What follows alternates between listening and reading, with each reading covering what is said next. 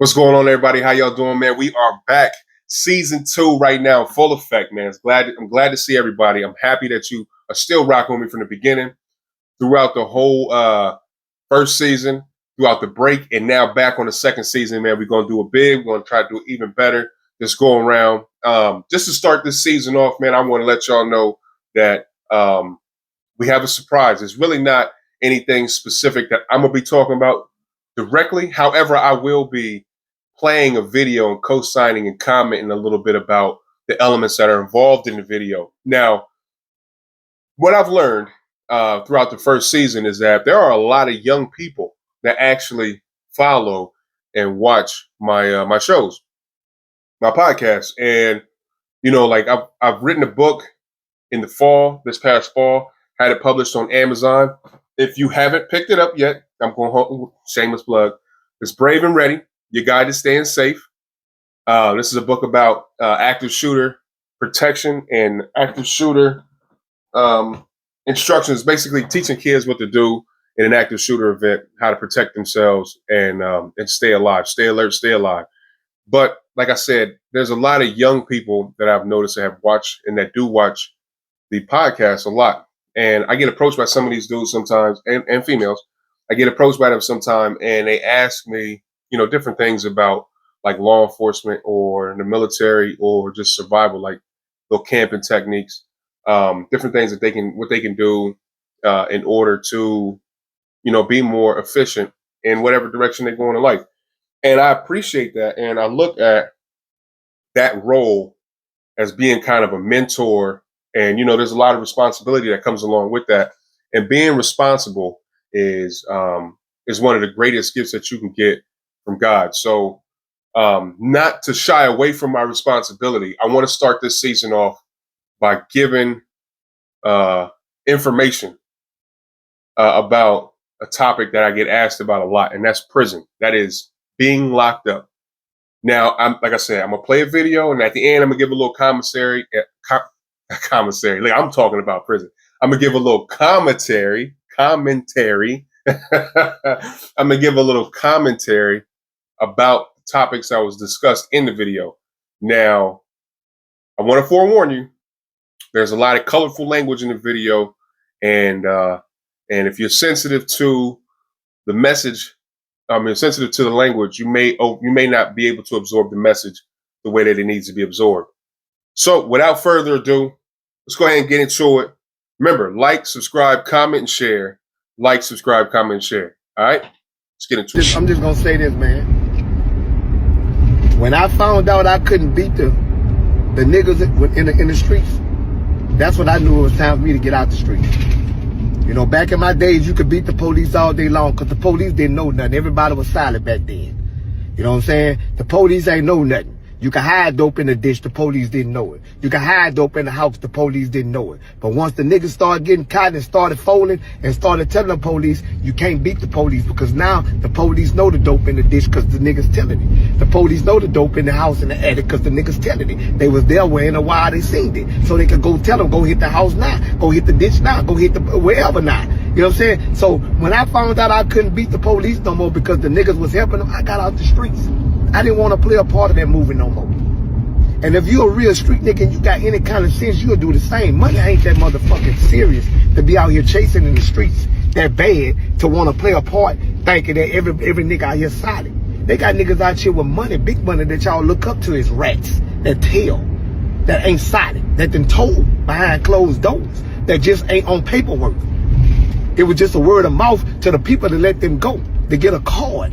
They got niggas out here telling, that's really telling, that done told, that'll still tell, that's still working. And you niggas out here doing murder for hire hits like Lil Dirt, you know what I'm saying, fucking with these youngsters, thinking they solid. I'm not gonna say every youngster ain't solid, but 9 times out of 10, majority of them ain't. They never been through nothing. Yeah, they cold-blooded shooters, they cold-blooded killers, they'll go pull up and step on anything. But is they ready to take that life, that double life sentence? Is they ready to take that and go back there and be wrong all shapes and sizes of dicks back there in penitentiary? Where it ain't no gun, where you gotta fight. Where niggas fighting with knives, taking booty with you, throw you a knife and tell you meet you at the shower and say, come on back here. We finna fight for your ass, nigga. Get the knife and come on back here. We finna fight for your ass. If they really ready for that. Cause that what goes on in the penitentiary. Not state industry, nigga, penitentiary. Not these bullshit camps, real penitentiary. I ain't never been. Don't wanna go. Cause I knew I didn't want to play part of that movie. I see what was going on out there. I got out the hole when I can. I left the street a real nigga. Fuck what a nigga talk about. I left the street a real nigga. Never told, never fold. Anytime ever came my way, I did whatever I had to do. Any charge I ever got, I went by myself. Never told on nobody. Anything I ever did in the streets, I did it by myself. Cause I don't trust a nigga. I don't trust a nigga to go step on nobody for me. If I can't step by myself, I'll throw the white flag up if I can't touch a nigga. I ain't gonna fuck with that. Cause I ain't finna send a nigga for a nigga to get caught up and then tell on me. Same shit going on with Dirt and the rest of these niggas out here. These niggas telling, man. Y'all better get y'all money and do the right thing. And if you up already and you rich or whatever, man, don't entertain no nigga out here in no streets over no internet. Cause you say I'm a bitch ass nigga, a whole ass nigga on the internet, I'm supposed to respond to you. Nigga, I'm eating, nigga. I'm getting money, nigga. Give a fuck about you, long as you don't come 5 feet forward and touch me or touch my family. I ain't got a problem with you.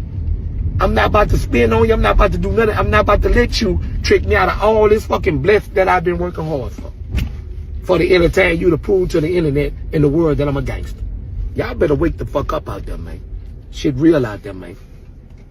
If you got money, man, God bless you with money and in the industry, man. Enjoy that shit with your family. Stop entertaining these streets and stop having 1 foot on the sidewalk and 1 foot in the streets. Niggas be talking about they change, but instead of be playing both sides. One in the streets, one on the sidewalk. Do like I do. I'm on the sidewalk. I ain't in the streets. I'm not playing no parts. I'm not picking no sides. I ain't with nobody. Speak, keep kicking. I don't want to hang with you. I don't want to talk to you. I don't want no drink from you. I don't want to smoke with you because I don't smoke. I don't want to do nothing but keep doing what I'm doing and speak, keep kicking. I ain't got a problem with speaking and keep it kicking. But I don't fuck with no nigga. I roll alone. See my back seat? I ride by myself. If it ain't my family, my kids, I ride by myself. I don't fuck with niggas because I know what niggas do. They plot. They throw slangs. You hear me? They build cases. They throw you into shit that you ain't got a fucking thing to do with, and just because you got something going for yourself, they'll get you out of here. So you better listen to what I'm telling y'all. If y'all already up and you're doing good, stop doing all these murder for hires ass shit, because these niggas telling these youngsters gonna put you in penitentiary. Because you think when they get caught, you think they finna tell who paid them for to do the hit? They all tell. They all tell. So keep on doing what you're doing and watch yourself. And if you fucked up out here doing that shit, you're gonna end up in penitentiary. You're going to end up in penitentiary. You're going to be out here living a good life, and the next day you're going to be in a 4x4 sale. Get your shit together, man. Stop entertaining negative. Stop entertaining bullshit. You don't have no points to prove. Let them motherfuckers hate. Keep enjoying your life, eating them steaks and potatoes. Because I know that's what I'm doing. I overlook a lot of shit last year, the year before last, and the last 6-7 years. I let a nigga say I'm pussy, whatever they think. I'm not finna do nothing to you, homie. Nobody. I don't got no envy for nobody. I'm going to keep living and keep getting blessed and keep watching them hate and keep watching them go through the shit that all the rest of these niggas going through. Pay attention. Don't get tricked out your position. It's chess, not checkers. All right, so y'all still with me, man. Okay, now, basically, you heard that he talked about a lot of different things. He said that there are a lot of, one of the big things that kids talking about is someone who is going to stay solid. Now, unless you've been in a particular situation of pressure, I don't think you understand what it really means to be solid. Now, I'm going to give my own personal opinion as I start to explain this.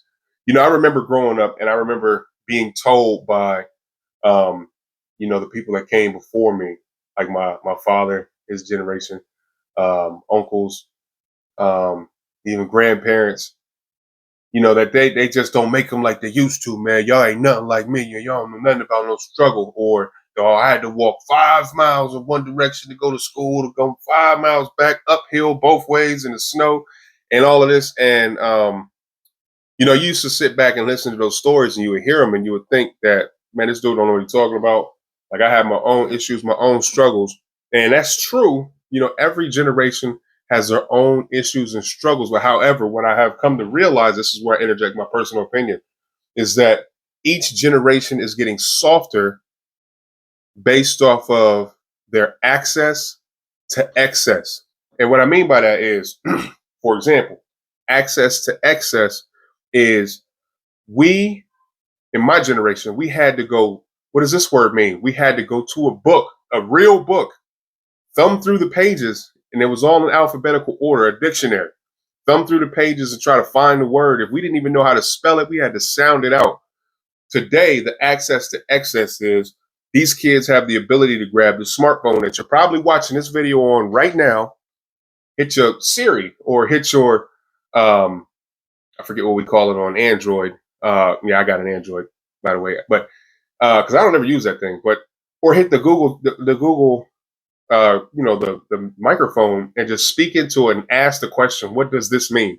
And immediately, the AI will start to populate and, and tell you what the definition is. And if you can't read it, you can like hold your finger on the words and it will read it to you. So that's what I mean by like having access to excess and having the ability to do certain things like that makes you softer in terms of not understanding struggle. Now, you may look at that like, how is that a struggle? But that is a defining thing to where you start to do your own kind of problem solving. That's just an example. There's a lot of different examples of stuff like that. And as each generation moves forward, the technology, the advancements in life, they soften the generation going ahead. So when dude is talking about, in the video, he's talking about, your guys aren't tested. They're not battlefield tested. He's not lying, where they don't have the same struggles. They don't have the same issues that he had to deal with to overcome to even know if they were capable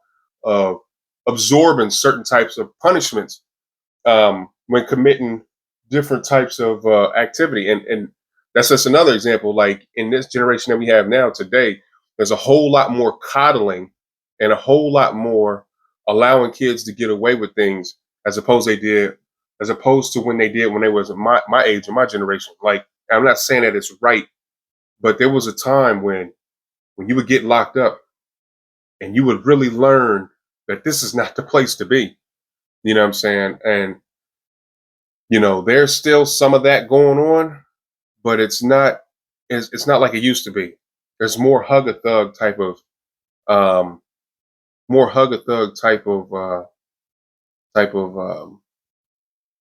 expression, in the system. And it really doesn't teach anybody how to change their life until it's too late, until they don't have any more options to do or go anywhere else.